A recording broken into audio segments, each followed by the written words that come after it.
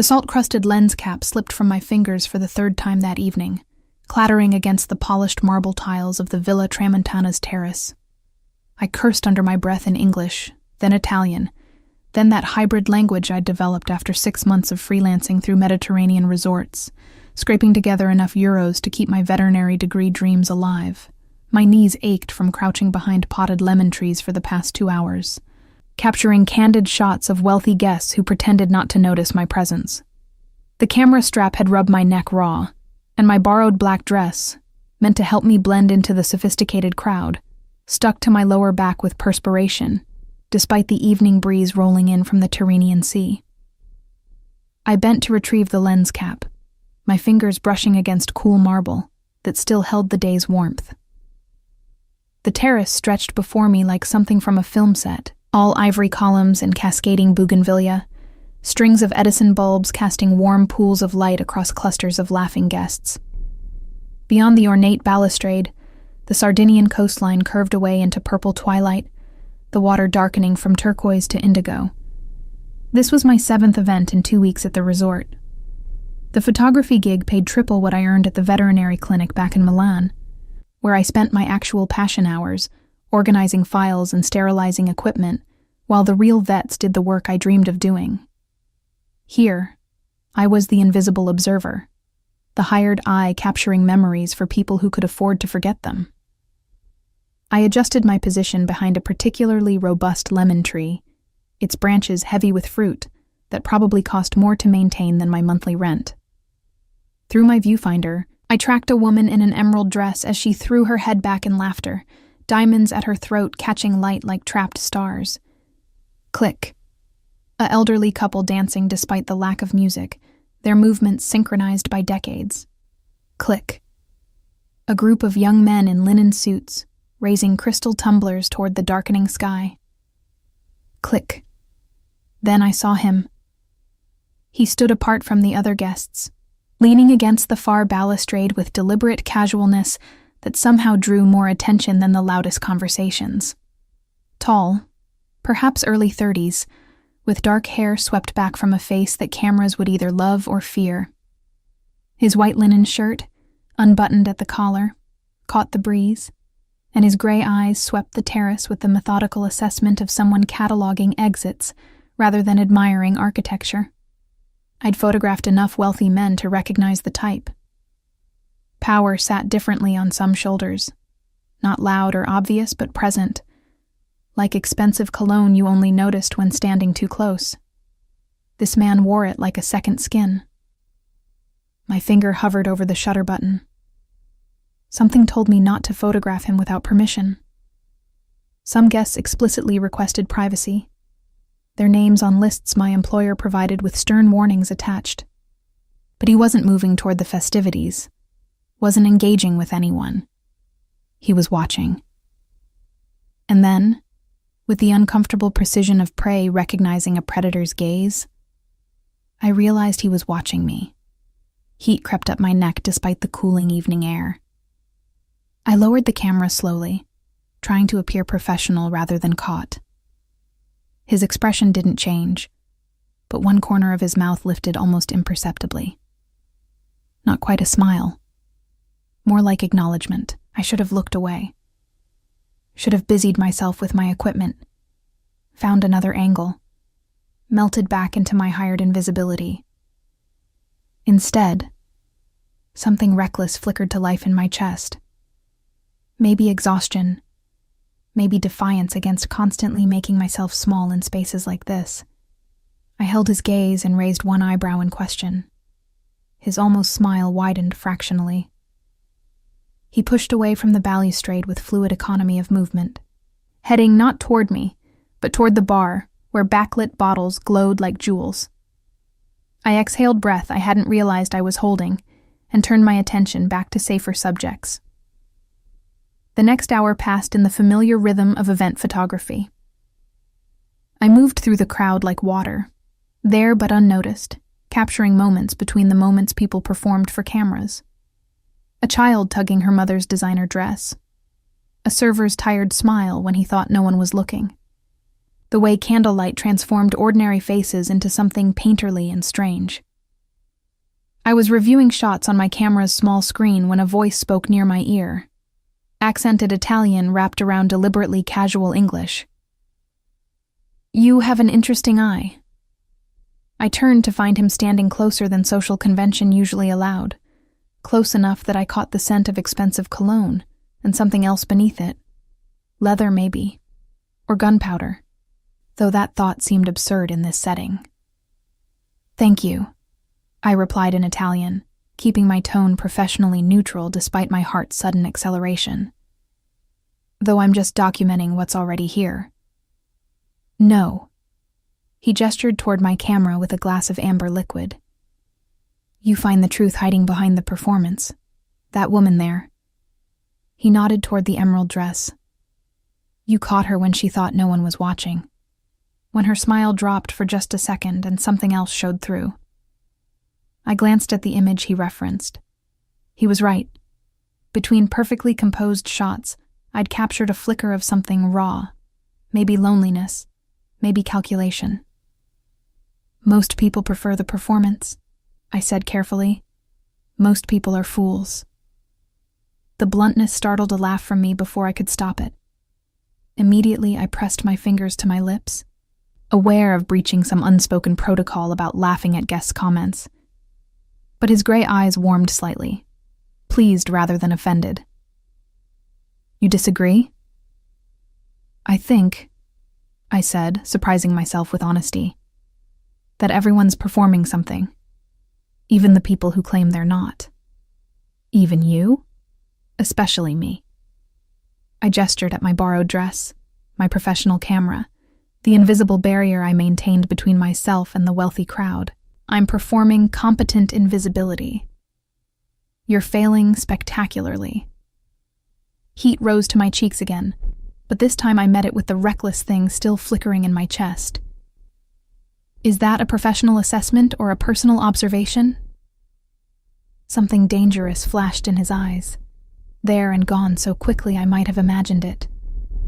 "Careful, photographer. Questions like that have consequences." The Italian word for photographer, delivered with such precise diction, felt more intimate than it should have. I straightened my spine, reclaiming the 2 inches of height I'd lost by unconsciously shrinking under his attention. "I should get back to work," I said, not quite steady but close enough. "Of course." He stepped back just enough to restore proper distance. "But before you disappear into your professional invisibility again, I'm curious. What do you see when you look at me?" The question caught me off guard. Through my viewfinder, I saw danger and control, and something coiled tight beneath expensive tailoring. But standing here, close enough to notice the faint scar along his left jawline, I saw something else too. Loneliness, maybe, or the careful isolation of someone who'd chosen distance as armor. "I see someone who doesn't want to be here," I said finally. His expression shifted, genuine surprise replacing calculated charm. "You're observant." "It's my job." "No." He shook his head slowly. "Your job is pressing a button. This is something else." Before I could formulate a response, my phone vibrated with a message from Julia, the resort's event coordinator. 5 minutes until cake cutting. I needed to position myself near the main table. "I really do need to go," I said, already stepping back, already retreating into the safety of professional duty. "Wait." The single word stopped me. "Your name." I hesitated. Giving my name felt like crossing a line I didn't fully understand. But refusing seemed childish, theatrical in a way that would undermine my earlier boldness. "Iris. Iris." He repeated it like he was tasting wine, considering its qualities. "I'm Nico." "Nice to meet you, Nico." The formality felt absurd after our conversation, but I didn't know what else to say.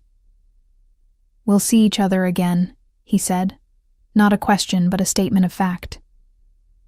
I wanted to argue, to point out that guests came and went while I remained invisible background, but something in his certainty made disagreement seem pointless. Instead, I nodded once and fled toward the safety of my camera, my professional distance, the familiar armor of being the observer rather than the observed. The cake cutting passed in a blur of flash photography and forced smiles. I captured the knife slicing through fondant, champagne toasts, the careful performance of wealth and celebration.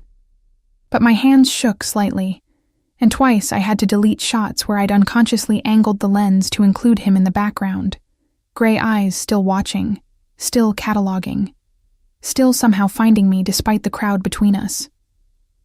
When the event finally ended, I packed my equipment with mechanical efficiency, fingers moving through familiar routines while my mind replayed our conversation, searching for hidden meanings in every word. The terrace emptied gradually, guests drifting toward cars or rooms or wherever wealthy people went when the performance ended. I shouldered my camera bag and headed for the service entrance, the route staff used to maintain the illusion that places like this ran themselves. The corridor was blessedly cool after the terrace's warmth, fluorescent lights harsh after romantic Edison bulbs. Iris. I jumped, nearly dropping my bag. Nico stood in the corridor as if he'd materialized from shadows, still in his linen shirt, but with sleeves rolled to his elbows now, revealing forearms marked with what looked like old burns. "You shouldn't be back here," I said, reflexive concern making my voice sharp. "This area is staff only. I wanted to return this." He extended his hand. My lens cap rested in his palm. "You dropped it. Earlier." I stared at the small piece of plastic like it was something precious and dangerous. "You've been carrying that around all evening?" I considered keeping it. As a guarantee, you'd have to seek me out to retrieve it. His almost smile returned. "But I suspect you're stubborn enough to simply buy a replacement." "Probably," I admitted, taking the cap from his palm carefully, avoiding skin contact that suddenly seemed loaded with significance. "So instead, I'm asking directly. Have coffee with me tomorrow." Not a question, a request framed as statement, assuming acceptance. The reckless thing in my chest flared brighter. I should say no, should maintain professional boundaries, should recognize that whatever this was, it couldn't lead anywhere good for a girl from Milan trying to pay for veterinary school with borrowed dresses and freelance photography. "I work mornings," I heard myself say instead. "Pool photography. I'm free after 1. 2:00, the cafe by the marina." Still not asking, but I found I didn't mind. "How do you know I'll actually show up?" He leaned closer, close enough that I caught that scent again, leather and danger beneath expensive refinement. "Because you're as curious about me as I am about you, and because you're brave enough to admit it." Then he was gone, footsteps fading down the corridor before I could formulate a response. I stood alone under harsh fluorescent lights, clutching a lens cap like a talisman, my heart racing in a way that had nothing to do with physical exertion. Tomorrow, I told myself. Tomorrow I'd be sensible. I'd send a polite message canceling, would avoid him for the remainder of his stay, would remember that I was here to work, to save money, to build a future that had nothing to do with gray-eyed men who looked at me like they could see past every performance, straight to something raw and true. But as I made my way to the staff quarters I shared with 3 other seasonal workers, as I lay awake listening to the Mediterranean's distant whisper, I knew I was lying to myself. I was going to that cafe, was going to see what happened when I stopped performing invisibility and let myself be seen. The thought terrified and thrilled me in equal measure. The morning sun turned the resort's infinity pool into liquid sapphire. I crouched at the shallow end, waiting for the perfect shot of a toddler in water wings, his mother hovering nearby with the anxious attention of someone who'd paid too much for this vacation to let anything go wrong. My camera felt heavier than usual, or maybe that was just the weight of anticipation pressing down on my chest. 2:00, the Marina Cafe. Nico's gray eyes holding mine in the staff corridor, promising nothing and everything at once. "Iris, Can you get one of him jumping in? The mother's voice pulled me back to professional focus. Of course, Signora. I adjusted my lens, tracked the child's gleeful leap, captured water diamonds scattering in sunlight. Click. The moment suspended forever in pixels and memory. I'd been photographing pool scenes for 3 hours when I felt it, that specific prickling awareness of being watched. My gaze swept the terrace automatically, cataloging guests sprawled on loungers, couples sharing tropical drinks, children shrieking with the particular pitch that only poolside joy produced. He sat at a table beneath a white umbrella, laptop open but clearly ignored, coffee growing cold while he watched me work. Not obviously, not in the creepy way some guests watched young staff. Just steady observation, like I was something worthy of study rather than scenery. Heat crawled up my neck despite the pool's cooling proximity. I turned deliberately back to my subjects, refusing to acknowledge his presence even as every nerve ending tracked his location with uncomfortable precision. The morning stretched into afternoon. I moved around the pool's perimeter, changing angles, adjusting for shifting light. He remained at his table, occasionally typing something, but mostly just existing in my peripheral vision, like a gravitational force I couldn't ignore. At 12:30, Julia appeared with the clipboard that governed my life at the resort. Iris, you're done early today. The afternoon photography is covered. Some VIP requested his own personal photographer for a private yacht excursion. My stomach dropped. Oh, that's good, I suppose. More time to edit photos. She gave me an odd look. You're disappointed about having free time? Are you feeling well? Fine, I lied, gathering my equipment with hands that wanted to shake. Just surprised, that's all. As I packed my camera into its protective case, I felt him approach before I saw him. The air changed, charged with that specific tension that had marked our first conversation. Iris. His voice carried just the right volume to be heard over poolside noise without drawing attention. I'm the VIP who requested the personal photographer. Unfortunately, there's been a change of plans. The yacht excursion is canceled. I turned slowly, finding him close enough to see water droplets on his collar from the pool's splash zone. That's unfortunate for you. Devastating. His mouth curved with amusement that didn't quite reach his eyes. I suppose I'll have to find alternative entertainment for the afternoon. Perhaps that cafe by the marina. 2:00. The presumption should have annoyed me, should have triggered my instinct to resist being managed, controlled, assumed. Instead, that reckless thing in my chest sparked hotter. I haven't decided if I'm going yet, I said, deliberately casual. Yes, you have. He stepped closer, just inside the boundary of appropriate distance. You decided last night, when you didn't immediately refuse. You decided this morning when you wore that dress instead of your usual work clothes. I glanced down at myself, at the sundress I'd borrowed from my roommate Elena, pale blue cotton that actually fit instead of hanging loose like my usual secondhand finds. Damn him for noticing. Maybe I just felt like wearing something different. Maybe. His gray eyes held mine with uncomfortable intensity. Or maybe you wanted to see what happens when you stop performing invisibility, when you let yourself be seen. The echo of my own thoughts from last night felt like invasion and intimacy tangled together. I opened my mouth to respond, to say something cutting and clever that would reestablish distance, but Julia's voice interrupted. Signor Tesaro, your driver called. He's waiting at the main entrance whenever you're ready. Tesaro. So now I had a surname to attach to those gray eyes, that dangerous almost smile. Nico Tesaro. Thank you, Julia. He didn't look away from me.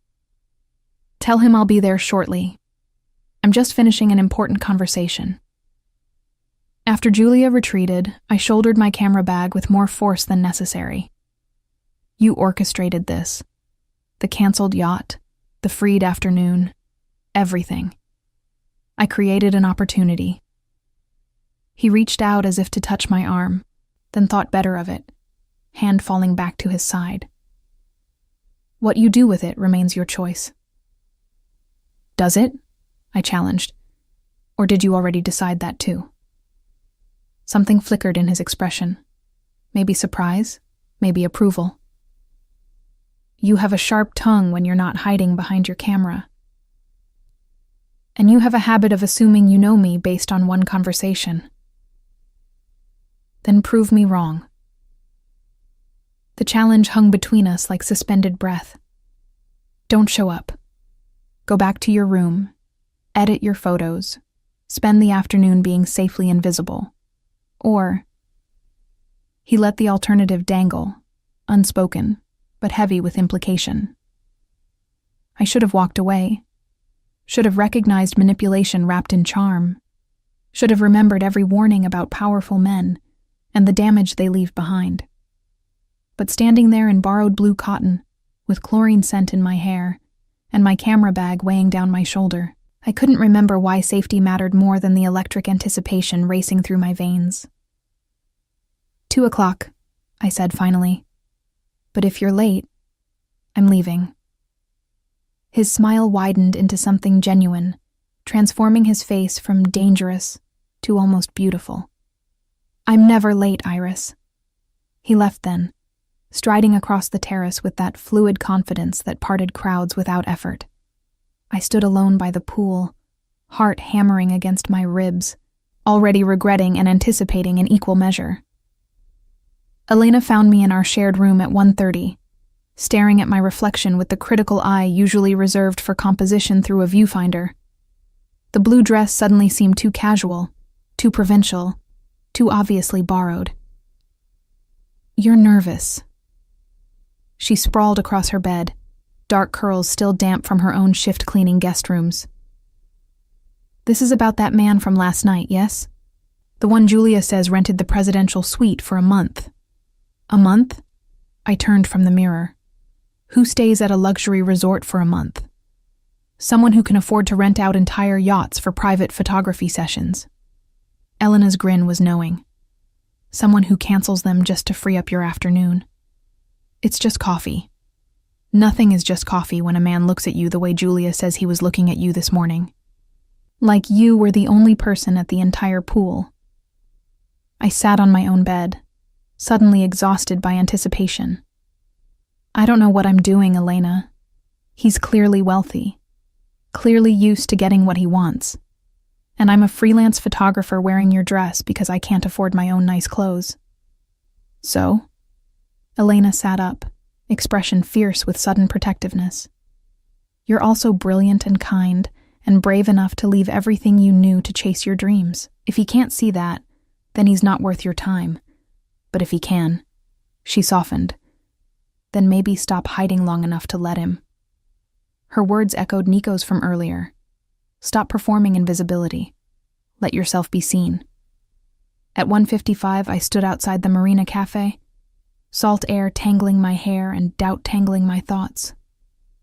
Small boats bobbed in their slips, rigging chiming against masts like wind chimes. The cafe was modest by resort standards. Locals mixed with tourists. Plastic chairs and sun-faded umbrellas instead of pristine luxury. I almost turned back 3 times in the 30 seconds before I spotted him.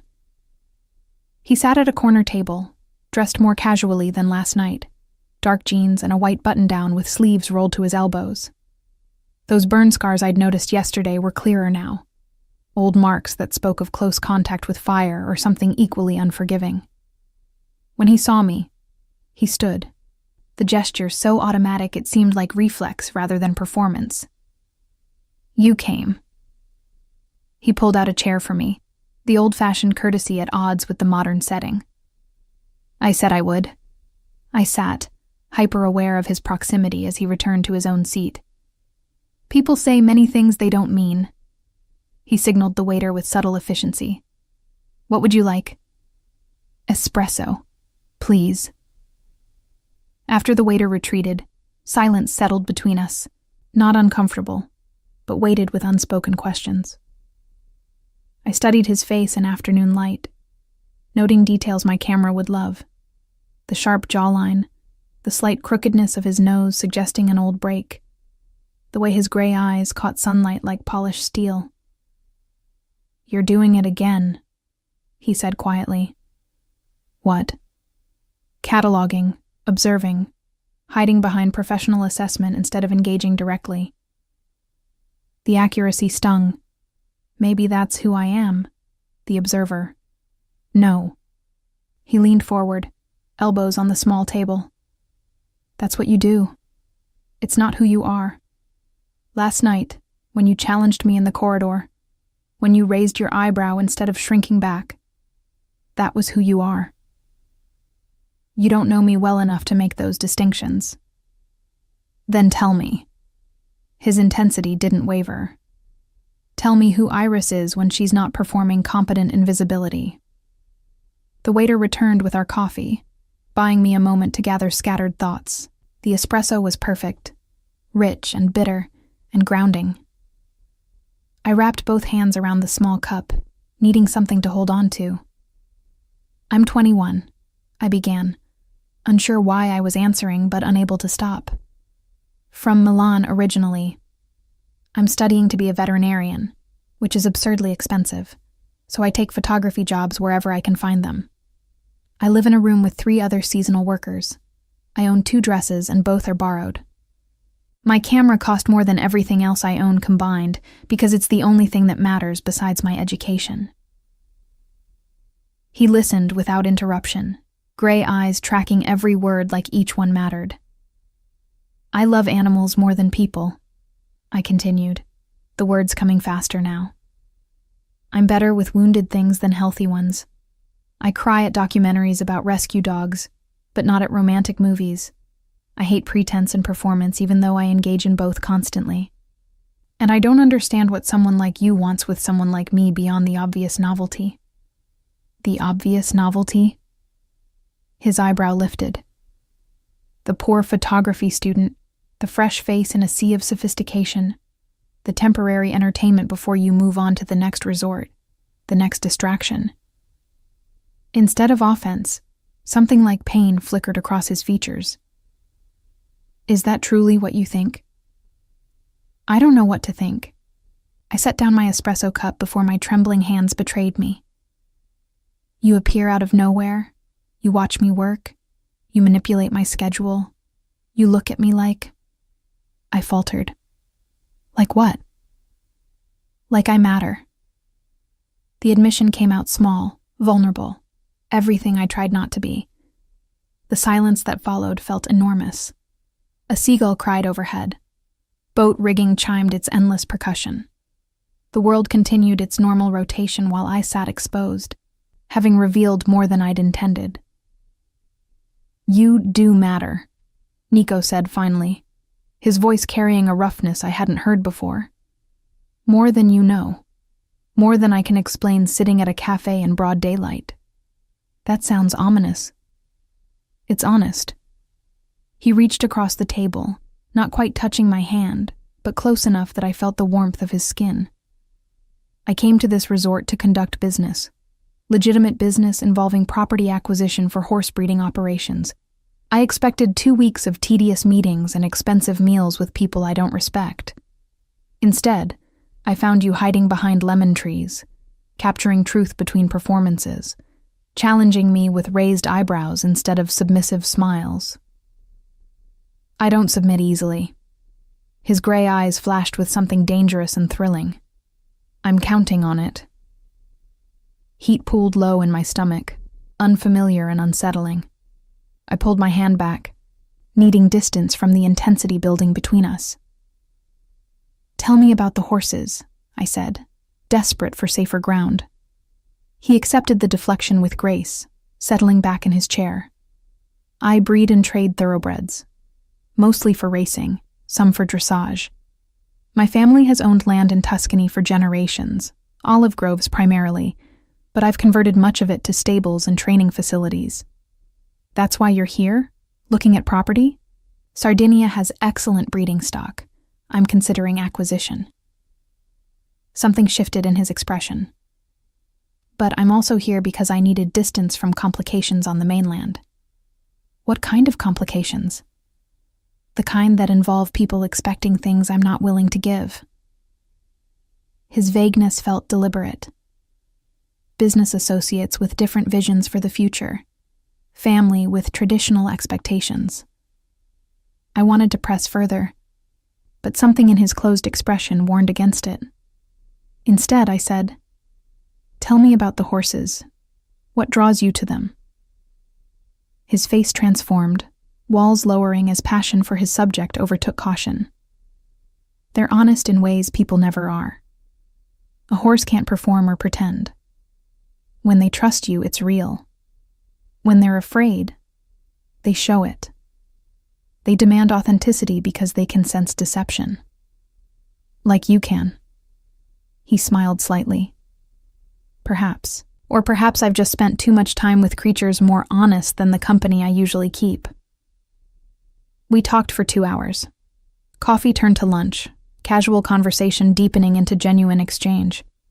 He asked about my veterinary studies with surprising knowledge, revealing that he'd considered becoming a veterinarian himself before family obligations directed him elsewhere.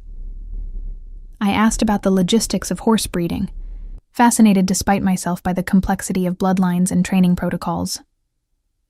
"You should visit sometime," he said, as the afternoon sun began its decline toward evening. "The stables, I mean. See the horses. You'd appreciate them." "I'm in Sardinia. You're in Tuscany. For now." His gray eyes held mine with renewed intensity. "But I have business here for another 2 weeks, and I imagine we'll continue running into each other." "You imagine that, do you?" "I'm arranging it." His honesty was refreshing and terrifying. "I've instructed the resort to schedule me for events you're photographing. I've booked private sessions that will require your specific services. I've essentially guaranteed that we'll be in close proximity for the foreseeable future." The manipulation should have angered me, should have triggered every self-protective instinct I'd developed over 21 years of learning to guard vulnerability. Instead, I felt that reckless thing in my chest blaze into something bigger, something that pushed words past careful filters. What if I don't want to be arranged? His almost smile returned. "Then you'll tell me to stop. And I will. But I don't think you want that any more than I do." He was right, damn him. I didn't want distance or safety or the comfortable invisibility I'd cultivated so carefully. I wanted this. The electric anticipation. The sense of standing on a precipice deciding whether to jump. "One condition," I said finally. "No more manipulation. If you want to see me, ask directly. I'll decide honestly, but I won't be managed." Something like respect flickered in his gray eyes. "Agreed. Though I reserve the right to create opportunities you might not otherwise have." "Such as?" "Such as a private tour of a thoroughbred breeding operation tomorrow afternoon. The owner is someone I'm negotiating with. He's agreed to let you photograph his horses for your portfolio in exchange for professional shots of his champion mare." My heart jumped. Access to purebred horses, the kind I'd only seen in textbooks and dreams. Professional quality photos for my portfolio. The opportunity to combine my two passions in a way my current resort photography never allowed. That's manipulative. That's creating opportunity. He stood, extending his hand formally. "What do you say, Iris? Will you spend tomorrow afternoon photographing horses with me?" I looked at his extended hand, at the burn scars marking his forearms, at gray eyes that saw past every performance to something raw and true beneath. Every instinct warned caution. Every fiber of my being screamed yes. I placed my hand in his. "Tomorrow afternoon, but only because the horses deserve good photography." "Of course." His fingers closed around mine, warm and calloused, and sending electricity straight to my core. "Only for the horses." We both knew I was lying, and somehow, that made it perfect. The breeding facility sat in Sardinia's interior, where tourism surrendered to agriculture, and the Mediterranean's azure gave way to dusty olive groves. Nico's car, a sleek black Range Rover that whispered money without shouting it, navigated the winding road with practiced ease, while I pressed my forehead against the cool window, watching landscape transform from coastal luxury to rural authenticity. Nervous? His voice pulled me back from scattered thoughts. Excited, I corrected, then admitted, maybe both. The facility appeared around a bend, white stucco buildings arranged around paddocks where horses grazed in afternoon sun. Nothing ostentatious, just clean lines and obvious care, the kind of operation that prioritized animals over impression. Marco Santini met us at the main stable, a weathered man in his 60s with calloused hands and kind eyes. He greeted Nico with familiar warmth that suggested history beyond business transactions. "This is Iris." Nico introduced me with his hand at the small of my back, possessive and protective in equal measure. "The photographer I mentioned." "Welcome, Signorina." Marco's handshake was firm. "Any friend of Nico's is welcome here, though I warn you my horses are terrible models. They refuse to hold still." I liked him immediately. The best subjects never do. He led us through the facility, explaining bloodlines and breeding protocols while I photographed equipment, architecture, the interplay of light through stable doors. But my real focus waited in the far paddock, a magnificent chestnut mare whose coat gleamed like burnished copper. "Luna Rosa," Marco said with obvious pride. "Red Moon. She won 2 derbies before I retired her to breeding. Best horse I've ever owned. Through my viewfinder, she was perfection. I spent 20 minutes capturing her movement, the powerful grace of muscles beneath that copper coat, sunlight catching her mane as she tossed her head with aristocratic disdain." "You're good at this," Nico observed quietly, standing close enough that I felt his warmth despite the afternoon heat. "Photography?" "Reading them. Understanding what they're showing you beyond the surface." I lowered my camera, finding his gray eyes watching me with the same intensity I'd directed at the mare. "Horses are easier than people. They don't hide what they feel. Some people don't either." He reached out, brushing a strand of hair from my face with fingers that lingered just slightly too long. "When they forget to perform."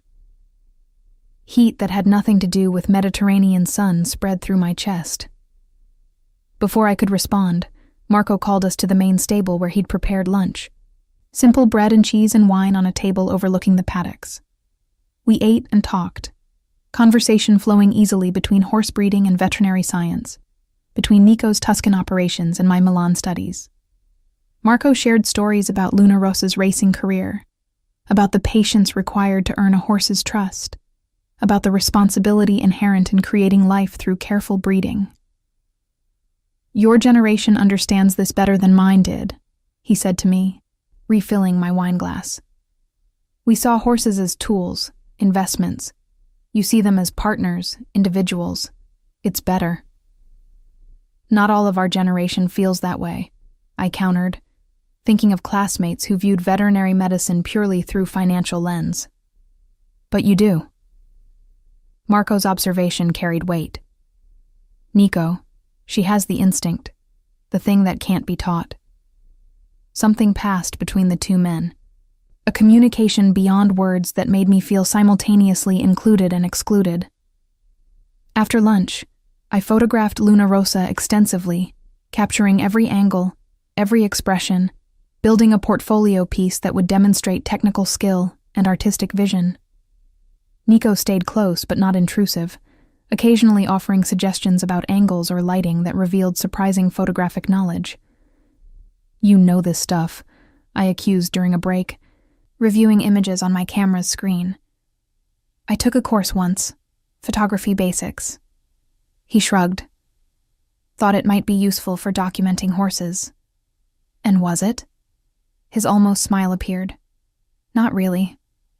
I'm better with subjects that don't require lenses between us." The implication hung heavy in the air between us, charged with the tension that had been building since yesterday's cafe conversation. I turned back to my camera, needing the safety of professional focus.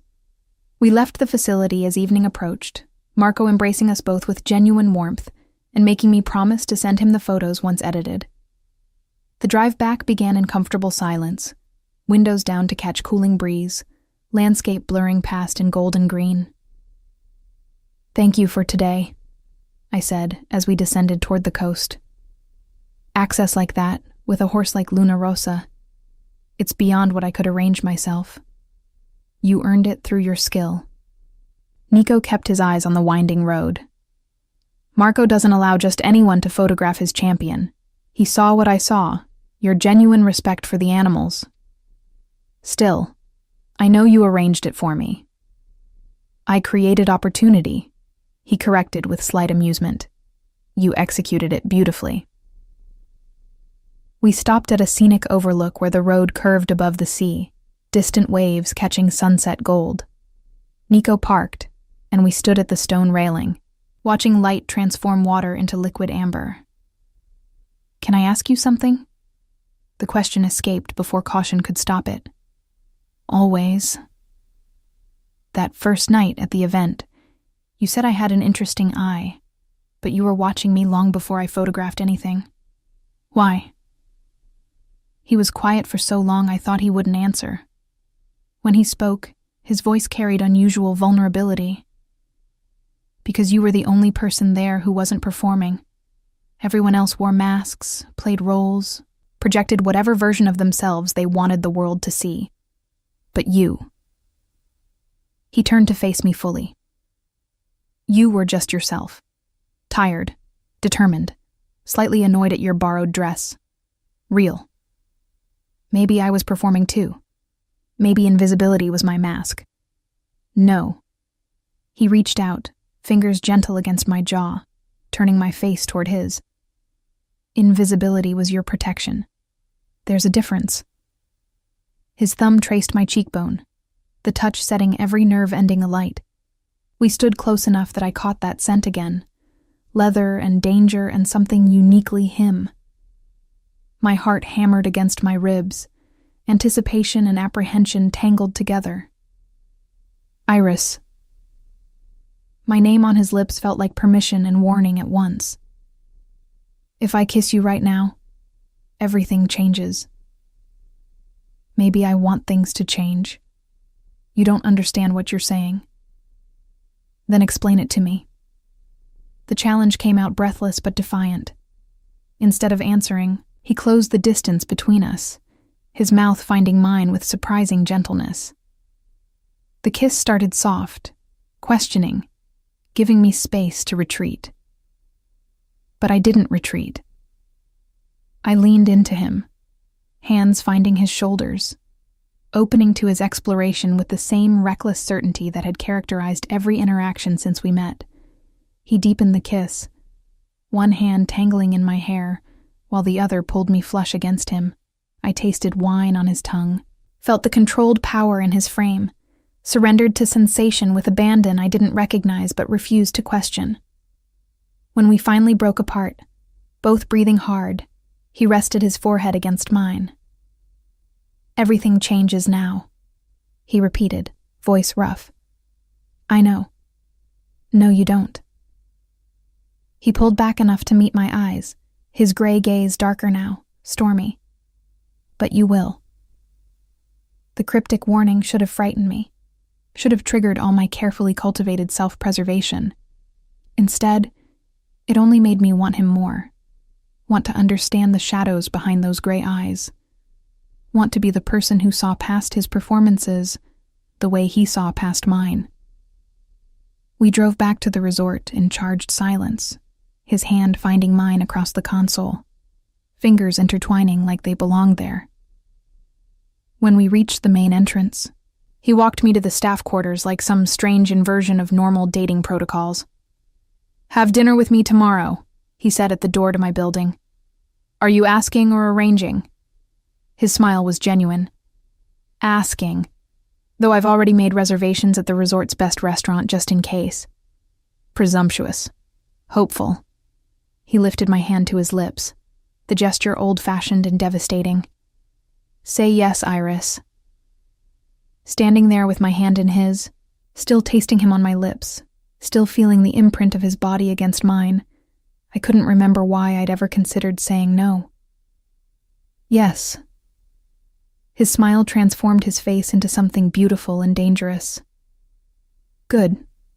7 o'clock. Wear something that makes you feel powerful. I only have borrowed dresses. Then borrow the one that makes you feel like you could conquer the world." He released my hand with obvious reluctance. "Because tomorrow, I want to see you with all your armor dropped, all your performances abandoned, just Iris in her full truth." The prospect terrified and thrilled me in equal measure. After he left, I stood in the cooling evening, fingers pressed to lips that still tingled from his kiss, and wondered what I'd set in motion.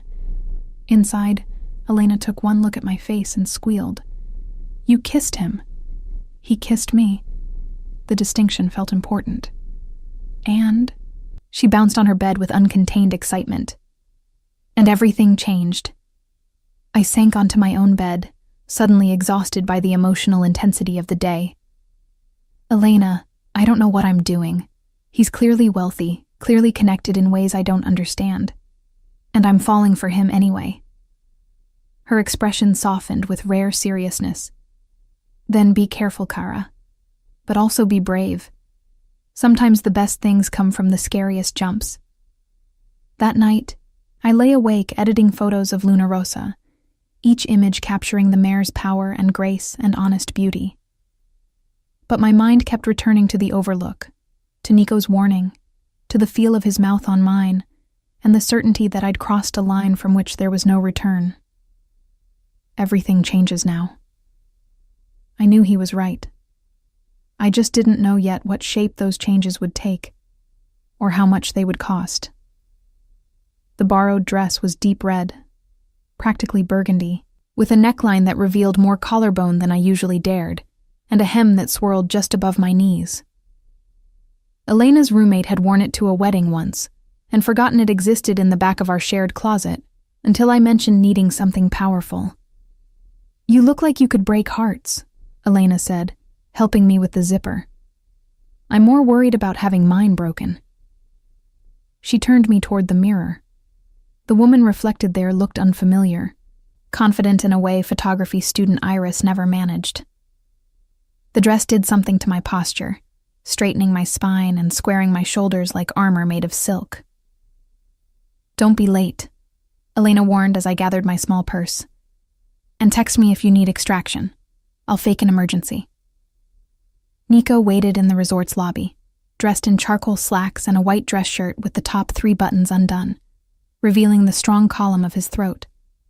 When he saw me, something flashed in his gray eyes, hunger and appreciation, and something deeper I couldn't name. "You're stunning," he said simply, offering his arm with old-fashioned courtesy. "You clean up well yourself." The restaurant occupied the resort's highest floor, floor-to-ceiling windows offering panoramic views of coastline and Mediterranean sunset. The maitre d' led us to a private corner table that felt simultaneously exposed and intimate, visible to other diners but separated by enough space to create illusion of isolation. "This is too much," I whispered, as Nico held my chair. "It's barely enough." He took his own seat, gray eyes never leaving my face. "You deserve restaurants like this every night, not just borrowed moments between photography shifts." The compliment made heat rise to my cheeks. "I'm happy with my life." "Are you?" It wasn't challenge, but genuine question. Or have you convinced yourself to be content with less than you deserve? Before I could formulate response, a sommelier appeared with wine recommendations that meant nothing to me beyond impressive-sounding French regions. Nico ordered with easy authority, then turned his attention back to me with focus that made the rest of the room disappear. "Tell me about your family," he said as our wine arrived. "Not much to tell, only child. My parents run a small restaurant in Milan, nothing fancy but steady. They thought my veterinary dreams were impractical, suggested I study business instead. I swirled wine in my glass, watching candlelight catch liquid ruby. We don't talk much anymore. Because you chose your path over their approval. Because I refused to be practical when I could be passionate. The admission came easier than expected. What about you? You mentioned family expectations. His expression shuddered slightly. My father built our family business from nothing. Olive groves initially, then expansion into wine, properties, various ventures. He expected me to follow his exact blueprint. But you chose horses instead. I chose authenticity over dynasty. He took a long drink of wine. It created complications. My father died disappointed, and my younger brother now runs operations I was supposed to inherit. The pain beneath his controlled tone made my chest ache. I'm sorry. Don't be. I made my choice knowing the cost. His gray eyes found mine with renewed intensity. The horses don't lie, don't perform, don't expect me to be anyone other than who I am. It's worth every sacrifice. Our food arrived, beautifully plated dishes that were more art than sustenance. We ate slowly, conversation flowing between bites, touching on everything and nothing. He told me about training young horses, about the patience required to earn trust without breaking spirit. I told him about my favorite veterinary rotation, working with rescue animals whose resilience humbled and inspired me. You light up when you talk about them, Nico observed, setting down his fork to focus entirely on me. The way your eyes brighten, your hands move, you become even more beautiful. I'm not beautiful. The protest was automatic. Years of being invisible, making compliments hard to accept. You are. He leaned forward slightly, not in the obvious way that photographs well or turns heads in crowds. Beautiful in the way truth is beautiful. In your honesty, your passion, your refusal to perform for anyone's comfort, including your own. The intensity of his regard made breathing difficult. I reached for my wine glass, needing something to do with hands that wanted to reach for him. Iris. His voice dropped lower, intimate despite surrounding chatter. I need to tell you something. About who I am, what I do beyond horse breeding. Warning bells rang distant in my mind. Okay. He was quiet for a moment, seeming to weigh words carefully. My family's business, the operations my brother now runs, they exist in gray areas. Legal primarily, but touching edges of things less legitimate. And while I've separated myself from direct involvement, some associations remain unavoidable. You're saying you're connected to organized crime. I'm saying I come from that world even though I've chosen to live outside it. He held my gaze steadily. The horses are entirely legitimate, clean income from clean sources. But people assume, because of my surname, that I operate the same way my father did. Do you? Not anymore. The answer came firm and immediate. But the reputation persists. And there are individuals who believe I should maintain family traditions, who create pressure for me to return to operations I've deliberately abandoned. The confession should have sent me running, should have triggered every self-preservation instinct. Instead, I found myself asking, is that the complication you mentioned? Why you needed distance from the mainland? Partly. His jaw tightened almost imperceptibly. There's a woman, Isabella, daughter of a business associate who believes our families should merge through marriage. It's a traditional arrangement I've refused repeatedly, but she and her father are persistent. Jealousy flared hot and unexpected in my chest. Is she here? In Sardinia? No. He reached across the table, fingers finding mine. She's on the mainland, finally accepting my refusal. I came here partly to establish distance, to make my position absolutely clear. And then you met me, And then I met you. His thumb traced circles on my palm, the touch sending electricity up my arm. Everything changed. Suddenly, I wasn't hiding from complications. I was pursuing something real for the first time in years. The waiter appeared to clear our plates, breaking the moment's intensity. When he retreated, Nico stood and extended his hand. "Walk with me." We left the restaurant, descending through the resort to the private beach where waves whispered against sand and moonlight painted everything silver. My borrowed heels dangled from one hand while I walked barefoot, feeling cool sand between my toes, the hem of my red dress swirling around my calves. "This is better," I said, breathing in salt air and freedom. The restaurant was beautiful, but too formal. Noted for future reference. Nico had rolled his pants to mid-calf, expensive fabric given to practicality without hesitation. Though I enjoy seeing you in settings that match your beauty. We walked in comfortable silence, waves providing percussion to our footsteps. The resort glowed behind us, distant and unreal, while ahead stretched darkness and possibility. "Can I ask you something?" Nico stopped walking, turning to face me with moonlight catching his gray eyes. "And will you answer honestly, without performing confidence or indifference?" "I'll try." "What are you afraid of? Specifically with me, with this?" He gestured between us. "What keeps you from fully surrendering to what's building here?" The question caught me off guard with its directness. I stared at dark waves, gathering thoughts scattered by wine and moonlight and proximity. "I'm afraid of losing myself," I admitted finally. "You're overwhelming, Nico. Your confidence, your resources, your ability to arrange reality around your preferences. I'm afraid that being with you means disappearing into your orbit, becoming an accessory rather than a partner." "And if I promised that would never happen?" "You can't promise that." I turned to face him fully. "Because you don't understand what it's like to be me. To scrape together rent payment by payment, to wear borrowed dresses, to be invisible by necessity rather than choice. Your world is so different from mine that I don't know how to exist in it without losing the things that make me who I am."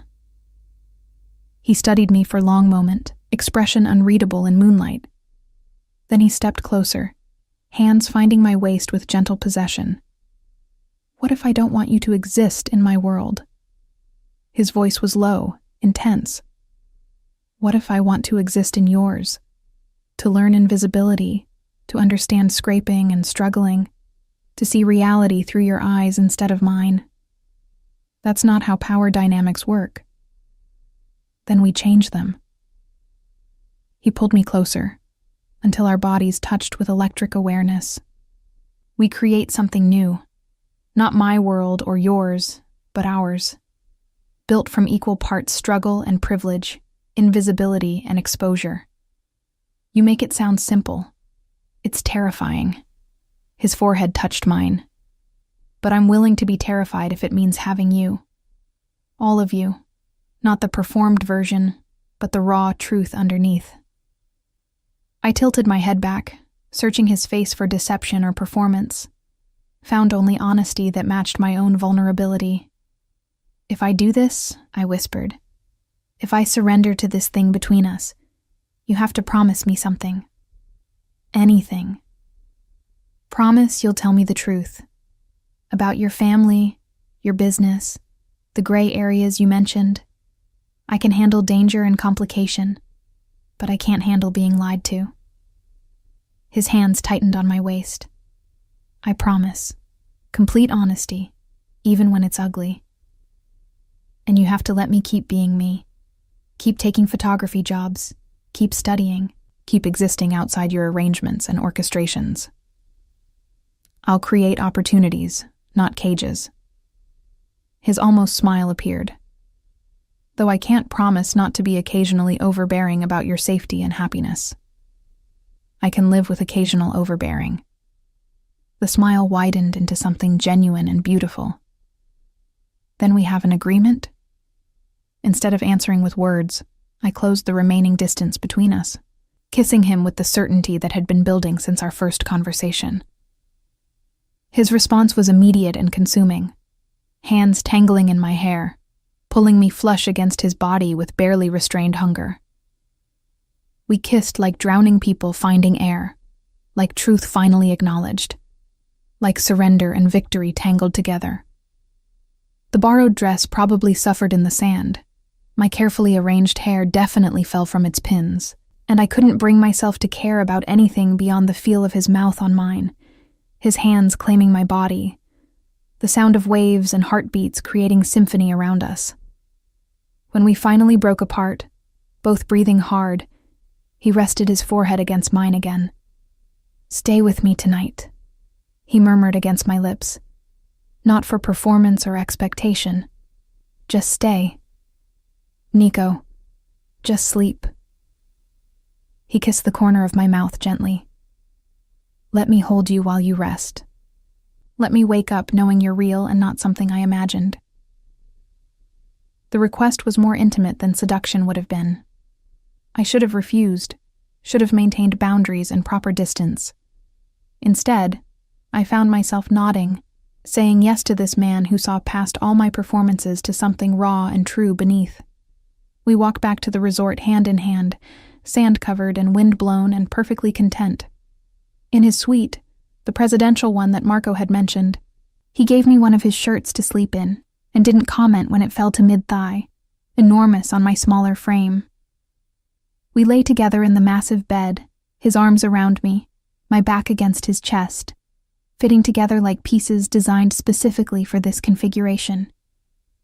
Outside, waves provided distant percussion. Inside, his heartbeat against my shoulder blade created different rhythm entirely. "Thank you," he whispered into my hair. "For what?" "For being brave enough to let me see you, the real you." I laced my fingers through his where they rested against my stomach. "Thank you for looking." Sleep claimed us tangled together, moonlight painting the room silver, the future uncertain, but the present perfect in its honesty. Morning arrived with Mediterranean sun streaming through floor-to-ceiling windows, and the disorienting realization that I'd woken in Nico's arms, in his bed, in the presidential suite that probably cost more per night than my monthly rent. He was already awake, propped on one elbow watching me with expression that mixed tenderness and possession. His hair was mussed from sleep, making him look younger, less controlled, achingly human. "You're staring," I mumbled, voice rough with sleep. "You're beautiful when you wake, all soft edges and honest confusion." He traced my jawline with gentle fingers. "Though I suspect you're about to panic and run." I should get back to staff quarters before Elena sends a search party. "Stay." He pulled me closer, tucking my head beneath his chin. "Just a few more minutes." I let myself relax into his warmth, breathing in his scent, memorizing the feel of his heartbeat against my cheek. These stolen moments felt precious and fragile, like morning mist that would burn away under scrutiny. "I have pool photography at 10, I said finally, reluctantly pulling away.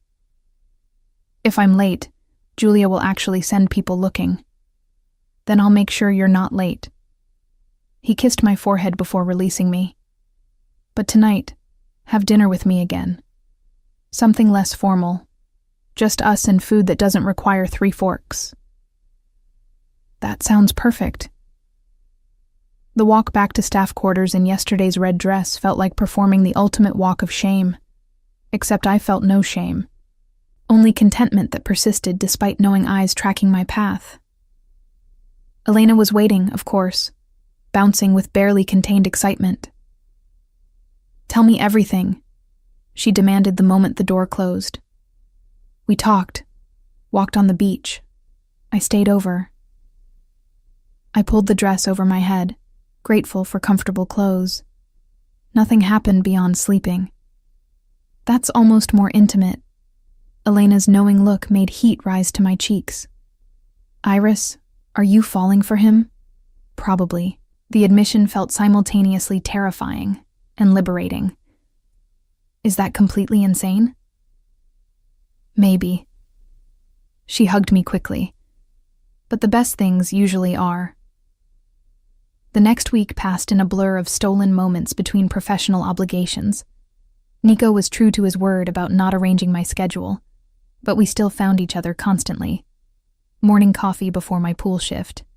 Afternoon walks through olive groves. Dinners at the small local restaurants where tourists never ventured, and the food came from family recipes rather than expensive imported ingredients.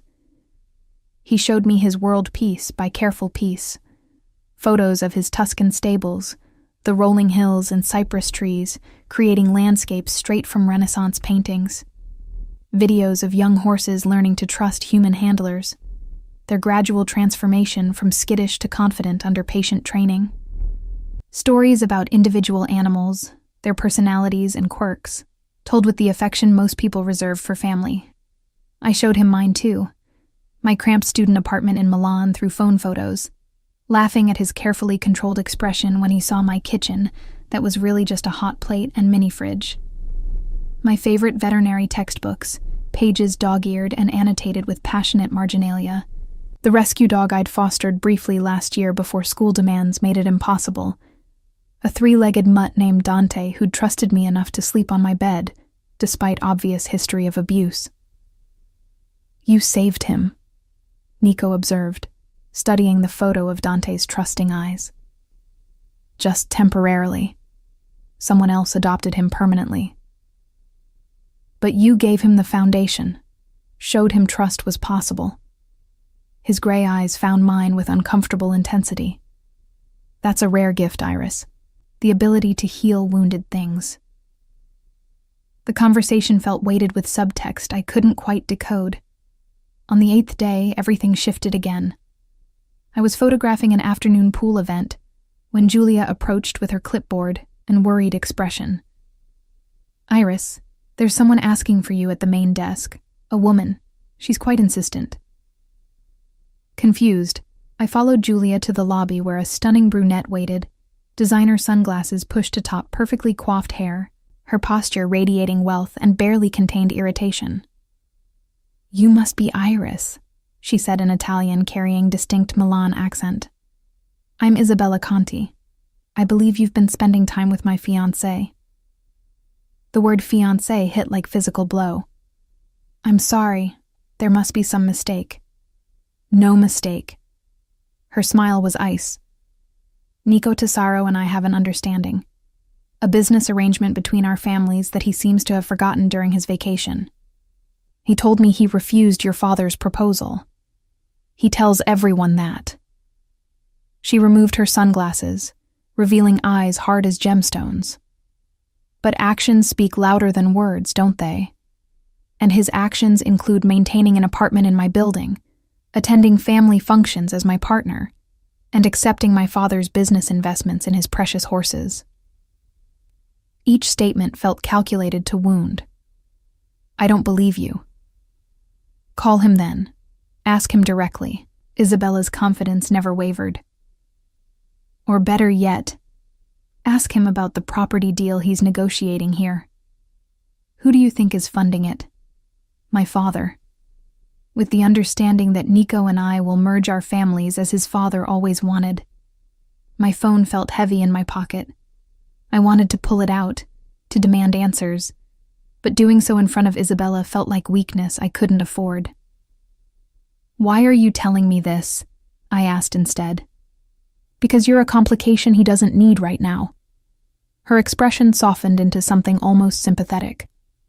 Look, you seem nice enough. But you're 21, working photography jobs to pay for school. Nico is 31 with family obligations and business complexities you can't possibly understand. Whatever fantasy you've been enjoying here, it ends when vacation ends. That's for him to decide, not you. Is it? She stepped closer, voice dropping. He hasn't told you everything, has he? About his family's real business, about why he needed to leave Milan so suddenly, about the people his father owed money to before he died. He told me about the gray areas. Isabella laughed, sharp and bitter. Gray areas? That's diplomatic. Did he tell you about the horse racing scandal? The fixed races his father organized? The illegal betting operations? That's why Nico fled to legitimate breeding, to escape the investigation that's still ongoing. The information came too fast, too targeted. Each revelation designed to undermine the foundation of trust we'd been building. I think you should leave, I said, forcing steel into my voice despite trembling hands. I'm staying at the resort too. Presidential suite, same floor as Nico. Her smile was knife-sharp. We have dinner reservations tonight. You should ask him about it. She left in a cloud of expensive perfume and malicious satisfaction, leaving me standing in the lobby with my camera hanging heavy around my neck and my carefully constructed happiness crumbling like sandcastles against incoming tide. I made it back to the pool on autopilot, mechanically photographing guests while my mind raced through everything Isabella had said, searching for lies mixed with truth. The apartment in her building could be explained. The business investments could be legitimate. But the investigation, the scandal, the deliberate omission of crucial details despite his promise of honesty, that felt like betrayal. At 6 o'clock, I finished my shift and found a text from Nico waiting. Dinner tonight? Pick you up at 7. My fingers trembled as I typed back. We need to talk. You're sweet. Now. His response was immediate. Come up. I'm here. The elevator ride to the presidential floor felt endless. I rehearsed confrontations in my head, practiced staying calm and rational, reminded myself to listen before judging. But when he opened the door, worry clear in his gray eyes, all my preparation evaporated. Isabella was here, I said without preamble. She told me some very interesting things about your family business and your engagement. His jaw tightened.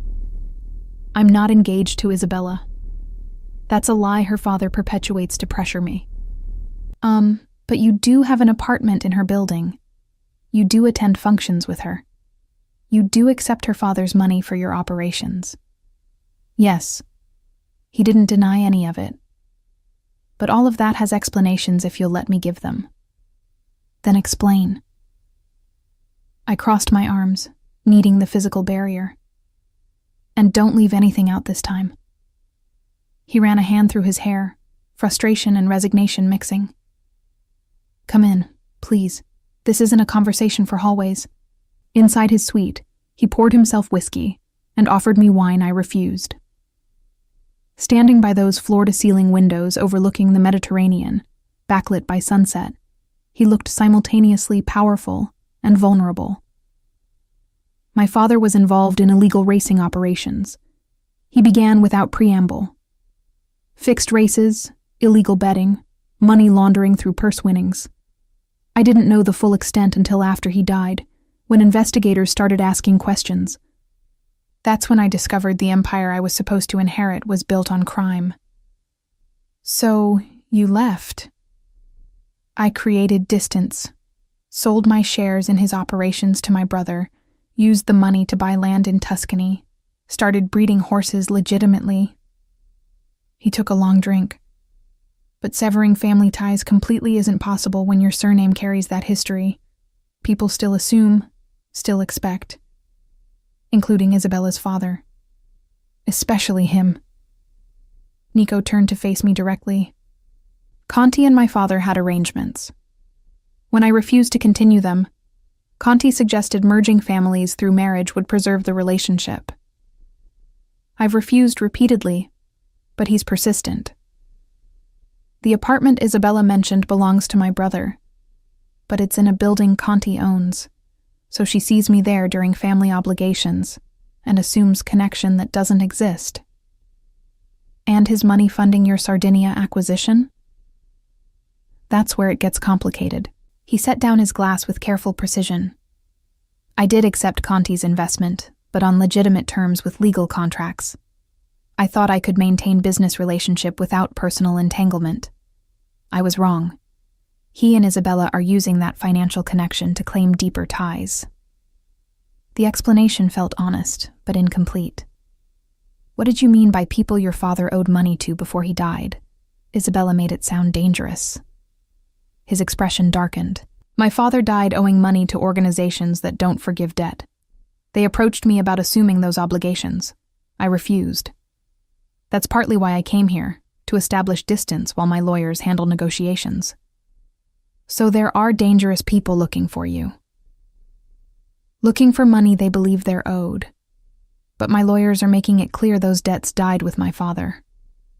He moved toward me slowly, like approaching a skittish horse. Iris, I should have told you all of this sooner. I promised honesty, and I failed to deliver complete truth. That's on me. Yes, it is. Anger and hurt warred in my chest. You let me fall for you while hiding the fact that you're connected to criminal investigations and dangerous debts, and a woman who thinks she's your fiancé. I'm not connected to investigations. I'm distancing myself from them. The debts are being legally resolved, and Isabella is delusional, not my fiancé. He reached for my hands, holding them gently when I didn't pull away. But you're right. I should have laid all of this out before things got serious between us. Why didn't you? Because I'm selfish. His honesty was brutal. I wanted this. You. The way you see me as just Nico, not as my father's son or my family's legacy. I wanted to exist in the space we created before reality complicated it. Reality is always there, Nico. Ignoring it doesn't make it disappear. I know. He pressed his forehead to mine, eyes closing. I know. And I'm sorry. But please don't walk away because I was too much of a coward to be fully honest from the beginning. I should have pulled back.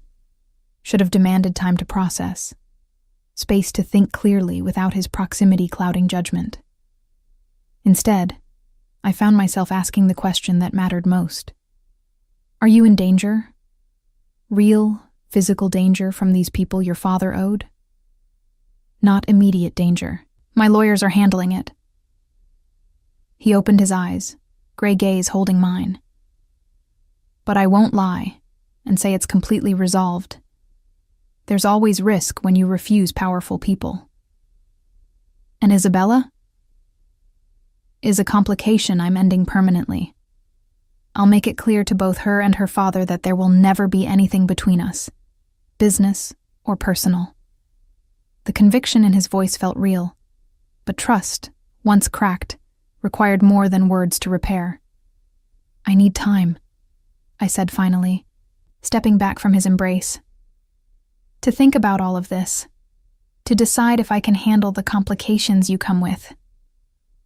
Pain flashed in his eyes, but he nodded. I understand. Take whatever time you need. I'll be here.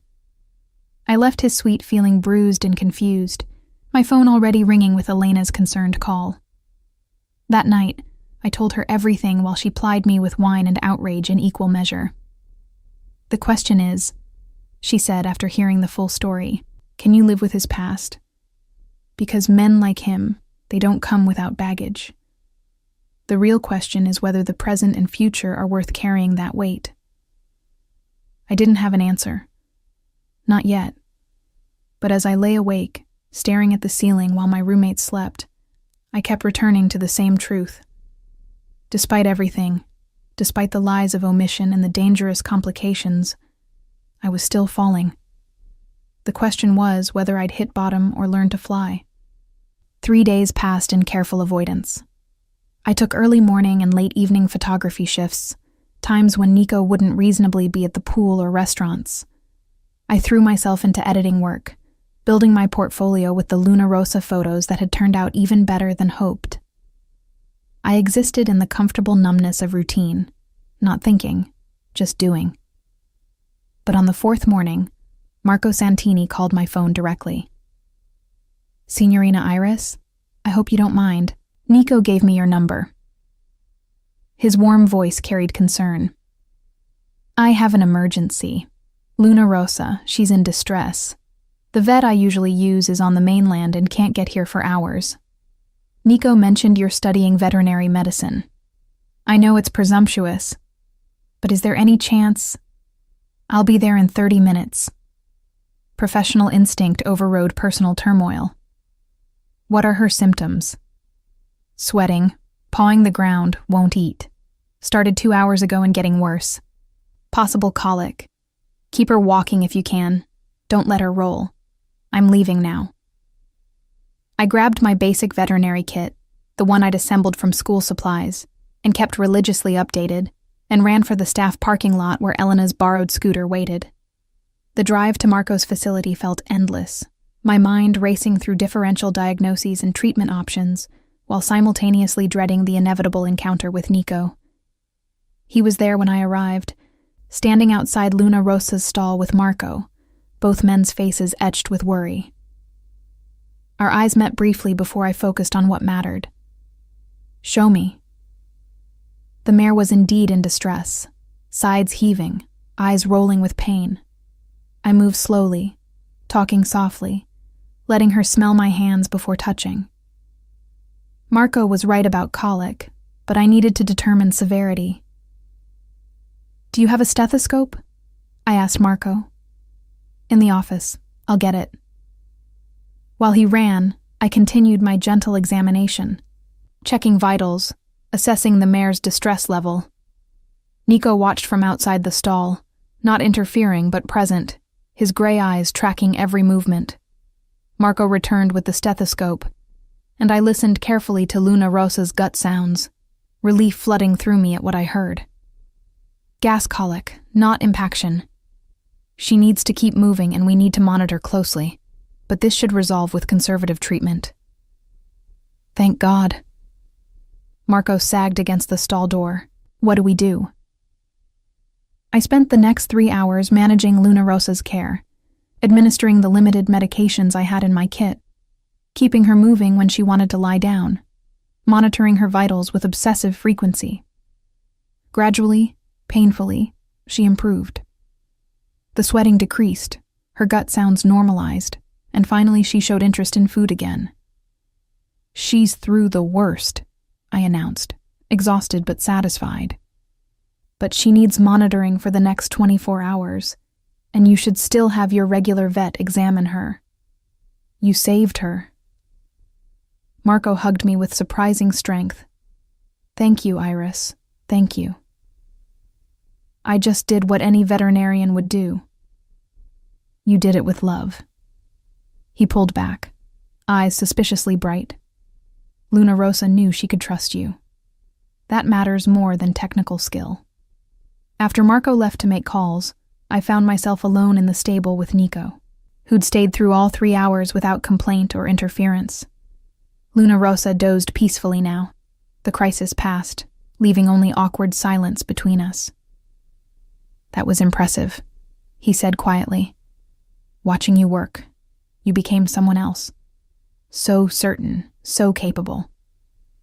That's who I really am. I stroked Luna Rosa's neck gently. The photographer, the invisible girl, that's the performance. This is truth. I know. He moved closer, still maintaining careful distance. I've watched you with every animal we've encountered. You transform. It's beautiful. Don't. I turned to face him. Don't use compliments to smooth over the fact that you lied to me. I omitted. There's a difference. Not when you promise complete honesty. He was quiet for a long moment, gray eyes searching my face. You're right.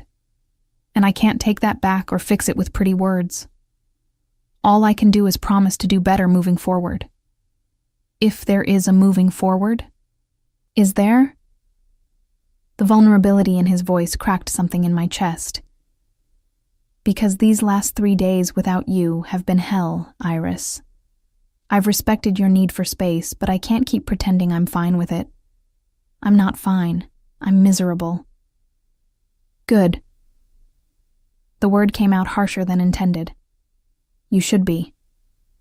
I am. He stepped closer, close enough that I caught his scent. But I'm also in love with you. Completely, terrifyingly in love. And I don't know how to fix this except to keep proving that I'm worth the risk. The confession stole my breath. Nico, let me finish. His hands found my shoulders, gentle but desperate. I've ended all business dealings with Conti, completely severed the relationship, even though it means losing significant investment. I've had my lawyers draft a formal statement to Isabella and her father, making it absolutely clear there will never be anything between us, and I've hired a firm to handle my father's remaining debts so I can have legal separation from that entire mess. You did all that in 3 days? I did all that in 3 hours after you left my suite. His gray eyes held mine with uncomfortable intensity. Because losing you isn't an option I can accept. I'll burn every bridge, cut every connection, rebuild everything from nothing if that's what it takes to prove I'm choosing you. Completely. Without reservation. Tears threatened, but I blinked them back. That's too much pressure. I can't be responsible for you destroying your life. You're not destroying it, you're saving it. He pulled me closer, until our foreheads touched. My life before you was carefully constructed emptiness, expensive and hollow. You make everything real. You make me want to be better than my father's legacy. I'm scared, I admitted, the words barely audible. Scared of losing myself in your world. Scared of complications I don't understand. Scared of caring this much about someone I've only known 2 weeks. I'm terrified too. His confession matched mine. Terrified that you'll decide I'm not worth the risk. That my past outweighs our present. That you'll choose safety over the beautiful, messy thing we're building. We stood there in the stable, surrounded by the scent of hay and horses. Luna Rosa's peaceful breathing providing gentle percussion. The afternoon sun slanted through gaps in the walls, painting everything gold. If I do this, I said slowly, if I choose you despite everything, I need promises. Anything. Complete honesty. No more omissions. No more protecting me from ugly truths. I promise. And I keep my independence. My photography. My studies. My life separate from yours, even as we build something together. I promise. Though I reserve the right to support and encourage aggressively, a small smile tugged at my lips despite everything. And you accept that I come with complications too. Student debt, unstable income, family that doesn't approve of my choices. I'll love every complicated piece of you. He kissed my forehead gently. Your debt is our problem to solve together. Your unstable income gives me opportunities to create legitimate work for your skills. And your family will learn to accept you when they see how happy you are. You make it sound simple. It's terrifying and complicated and probably a disaster waiting to happen. His almost smile appeared. But I'd rather have complicated disaster with you than perfect emptiness without you.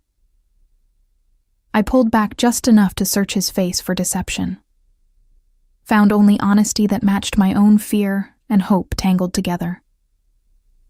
Okay, I whispered. Okay, we try this. But if you lie to me again, I won't. He cut me off with a kiss, gentle and desperate and full of promise. Never again.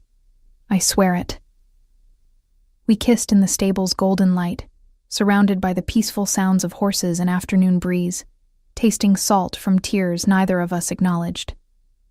When we finally broke apart, both breathing hard, he rested his forehead against mine again. Come to Tuscany with me, he said quietly. When your photography contract ends next week, come see the stables, meet the horses, see if you can imagine building a life there.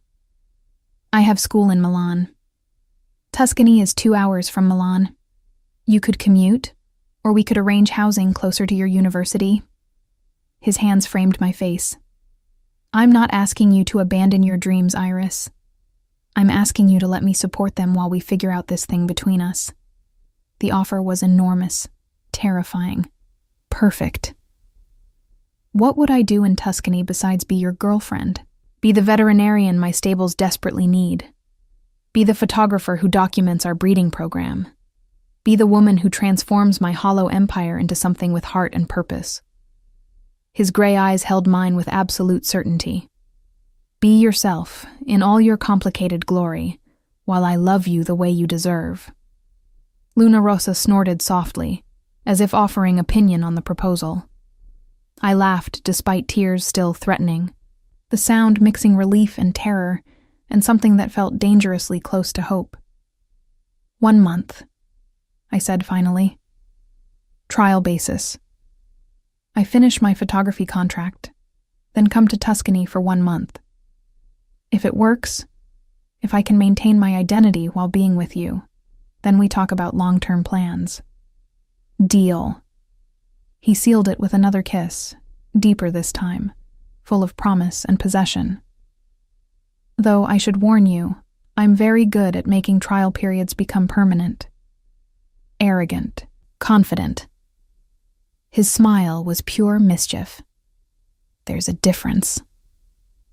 We left the stable hand in hand, Marco waving goodbye with knowing expression. The drive back to the resort was different this time, charged with anticipation rather than anxiety, my hand in Nico's across the console like it belonged there. That evening, we had dinner at the Marina Cafe where everything had changed the first time. But now the change felt different, not beginning but continuation, not falling but choosing to fly. Tell me about your favorite horse, I requested over simple pasta and local wine. Not the most valuable or successful. Your favorite. His face transformed, softening with genuine affection. Dante. I named him after your rescue dog. He's a 3-year-old gelding, completely unsuitable for racing because he's too gentle. But he loves people with the kind of trust that breaks your heart because you know someone hurt him before he came to me. What will you do with him if he can't race? Keep him forever. Simple certainty. Some horses aren't meant for competition. They're meant for teaching humans about patience and trust and unconditional love. I thought about my own Dante, the 3-legged dog who'd taught me similar lessons. I'd like to meet him. Your Dante. He'll love you. Nico's smile was soft. They all will. You have this gift with wounded things. You see past the damage to their core worth. Maybe that's why I see past your complicated history to who you really are. He raised his wine glass in mock toast. To seeing past surfaces to messy truth beneath. To choosing mess over empty perfection. We clinked glasses, sealing promises spoken and unspoken, acknowledging the terrifying leap we'd both agreed to take. The rest of my week at the resort passed in a blur of photography and stolen moments with Nico.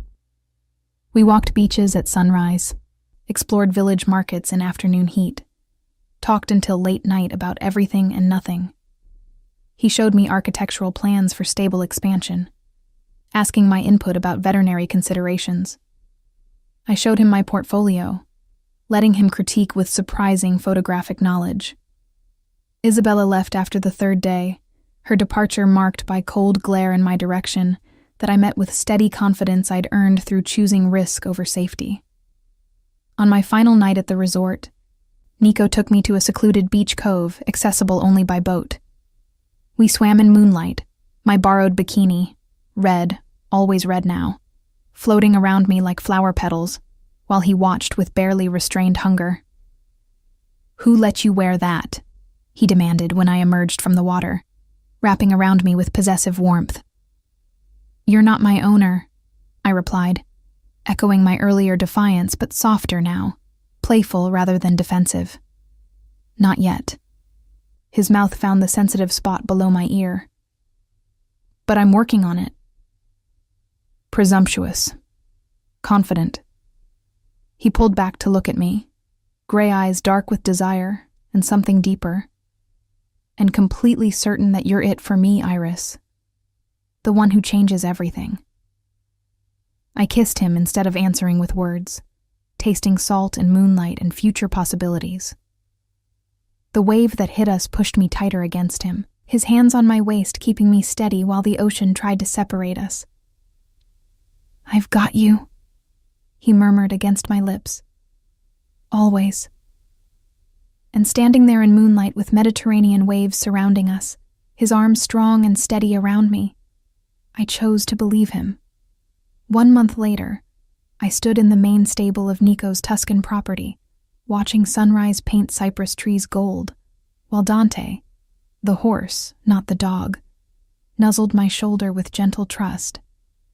My photography equipment sat ready to document the morning training session, but for now, I just stood, breathing in the scent of hay and horses and possibility.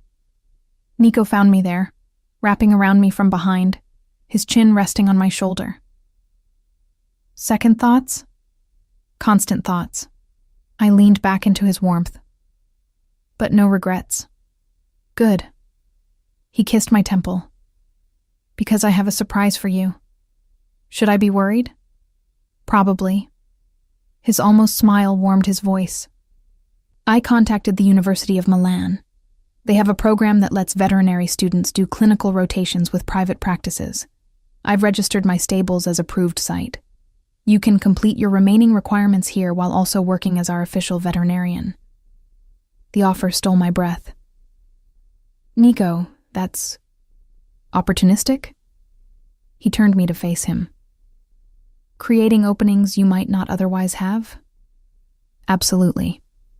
But also genuine solution that lets you pursue your passion while we build this together." I searched his face for manipulation, found only honest desire to support my dreams alongside his own. "One condition," I said, echoing our conversation from weeks ago. "Anything. You let me pay rent, or contribute somehow financially. I won't be kept." His expression softened. "Deal. Though I reserve the right to occasionally spoil you with things you won't let yourself buy. Occasionally overbearing. It's my love language." I laughed, the sound mixing joy and exasperation and deep affection. "Then I suppose I'll learn to speak it." We kissed in the stable's golden light, surrounded by patient horses and endless Tuscan sky, building something terrifying and beautiful from mess and truth and stubborn refusal to choose safety over passion. 6 months later, during a charity gala at a prestigious venue in Florence, I photographed Nico receiving an award for his conservation breeding program. He looked devastating in formal attire, powerful and controlled, every inch the successful businessman.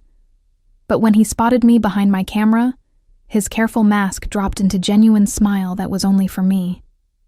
And in that moment, captured forever in pixels and memory, I saw truth beneath every performance. The girl who'd hidden behind lemon trees, performing invisible competence while secretly yearning to be seen, had found the man who looked past every barrier straight to her core. And together, we were building empire of horses and healing, of truth chosen over comfortable lies, of love earned through honesty rather than performance. It wasn't perfect. His family complications still surfaced occasionally. My student debt remained real and daunting. We fought about his overprotectiveness and my stubborn independence with passionate intensity that occasionally worried the horses. But it was real, messy, complicated, terrifyingly authentic. And standing in that Florence gala, watching him accept accolades while his gray eyes searched the crowd for me, I knew with bone-deep certainty that I'd made the right choice. I'd chosen to fly.